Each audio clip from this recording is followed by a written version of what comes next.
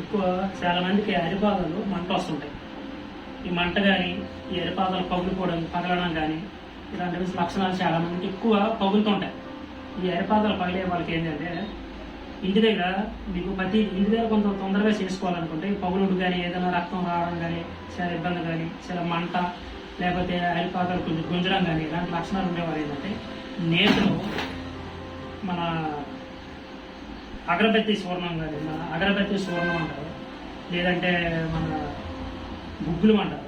అగరబత్తి సూర్ణమైన గుగ్గులమైన ఇవి నేతులను బాగా అప్లై చేసేసి దీన్ని బాగా పట్టిస్తే పగుళ్ళు కానీ అరివాల మంటలు కానీ బాగా పట్టించి కొంచెం లైట్గా వీటి కానీ చూపిస్తే ఎలాంటి మంట అయినా సరే ఈ పగులుడు సీములు కావడం కానీ ఇలాంటి మాత్రం 100%గా నీట్ అవుతుంది.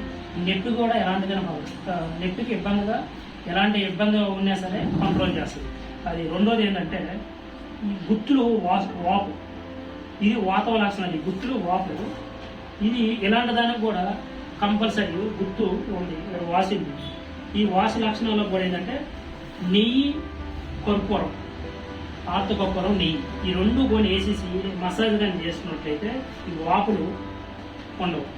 వీటి మాత్రం ఎలాగని చూపించదు. లేదా వేడి నీళ్ళతో కొంచెం బకెట్లో వేడి నీళ్ళు వేసేసి ఈ రెండు పాదాలు మాత్రం దాంట్లో ముంచితే ఎలాంటి నొప్పి అయినా సరే లేదా మంట అయినా సరే ఎలాంటి బాగా కంట్రోల్ వేస్తారు. నెయ్యి, కర్పూరము వాపులకి, గుత్తులు వాపులకి, దీనికి మంటకి పగులుడికి దీనికి మాత్రం గుగ్గులము, నెయ్యి లేదంటే అగరబత్తి పొడి. అగరబత్తిలో వండే పొడి ఉంటుంది కదా, అది బాగా ఇంపార్టెంట్గా పనిచేస్తుంది. కానీ నేతిలోనే మాత్రమే పనిచేస్తుంది.